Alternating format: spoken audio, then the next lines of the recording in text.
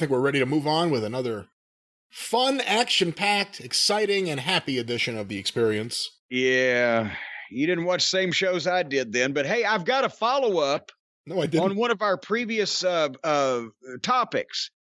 Remember and how did we get onto this? But we talked about the topless house cleaning service. How did we branch off onto anything that we had planned to discuss to get there? Do you remember? Unfortunately, I think it was during one of our spots. I don't even remember which one, but one of them, I'm trying to think off the top of my head, which one would have triggered us to go down that road. I'm not sure. It's probably better we don't mention it just to bring it in case they missed it also. And they're still sponsors of the fine programming we do here. But anyway, we were talking about, obviously, we scoff laughed at topless house cleaning or nude house cleaning. That's obviously got to be a euphemism, as do people say. And we know what's going on. And I believe that's where I said, you have house cleaners come in. Maybe you'd had experience with that. And, you said something, you couldn't have those people in the house. And I said, hey, you ought to do like decent people do and have your hookers over while the kids are in school, like normal folks do.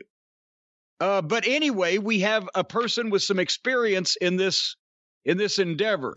Wait, hold on.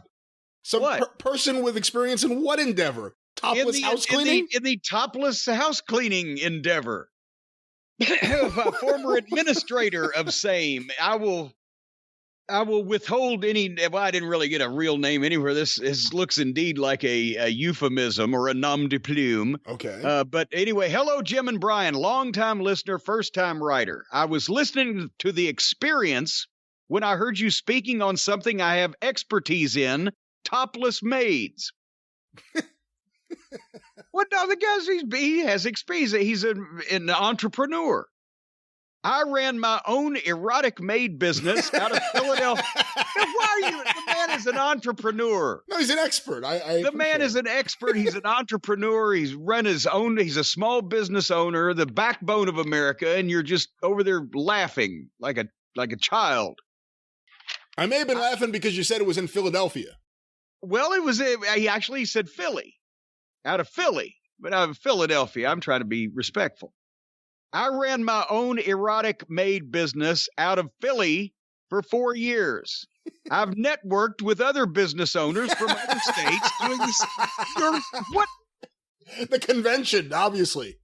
The WFIA of topless house cleaning executives. No, that was not a professional organization. That was fans. They were just there on an amateur basis as a hobby. These people were professionals. He networked with other business owners from other states doing the same thing. Everybody in any respectable business would do such a thing. You want to keep in touch with your fellows in different areas. Anyway, I've networked with other business owners from other states doing the same thing. They are not all prostitutes. However, in capital letters, there are ways to tell the difference between an erotic cleaning service and an erotic cleaning service.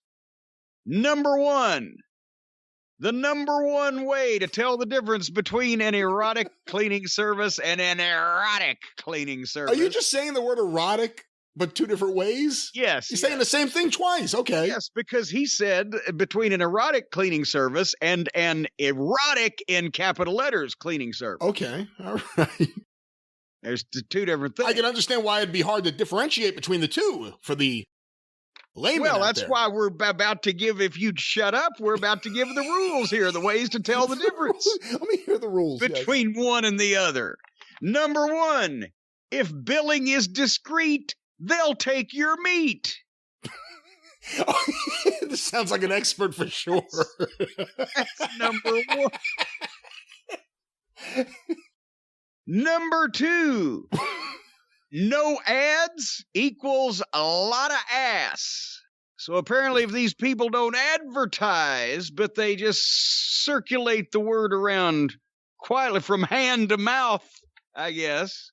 Is he saying that these are things he's come up with, or these are the terms that everyone at this convention were using, like These are the common things we all know. Hey, I'm having problems in my territory. Hey, man, you know how it is. No ads, lots of ass. He didn't say that they voted on this at the convention like the NWA promoters would have. These are just the rules of thumb, or possibly even the rules of finger, on how you tell the difference. What are you crowing about over there, barking about her? And first, let's recap this now. You've gotten us off our train of thought here. Number one, if billing is discreet, they'll take your meat. That's number two, no ads equals lot of ass. And number three, if they don't have a standard of cleaning, well, I don't have a rhyme here, but they are prostitutes. That's what he said. Thank you for talking about something I could weigh in on. Usually you guys are the experts and I'm learning, but today is a new day. Well, there you go. Thank you very much, unnamed former topless maid entrepreneur, for giving us that bit of information. Write in again. Why did you get out of the business? What caused you after these 4 years to leave? Did you make so much money that you said, you know what? I'm going to get out while things are good before whoever comes after these people comes after me? No. What happened? Why did you get out after 4 years? He made so much money that he got into charitable work. He set up a foundation that paid for a halfway house for former topless maids that wouldn't go all the way. Did he say in the email which one of the services he ran? He did not identify his particular brand. Erotic? Did he? Well, no. I don't believe he implicated himself either. No, I just read you the email. I think he just said he knows the difference as a former veteran of this field.